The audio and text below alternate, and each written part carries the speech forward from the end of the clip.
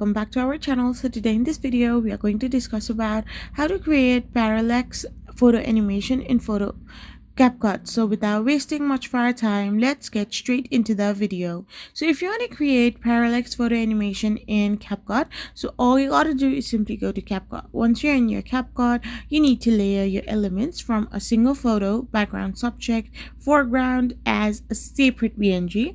Then you need to use multiple keyframes to animate their scale and position differently, zooming the background slower than the foreground to simulate depth.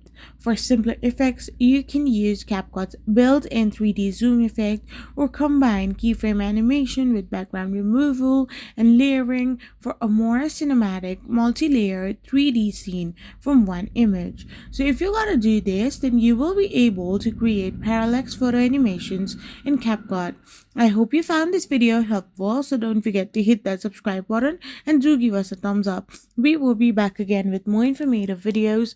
Thank you for watching and stay tuned for our next video. We will be back again really soon.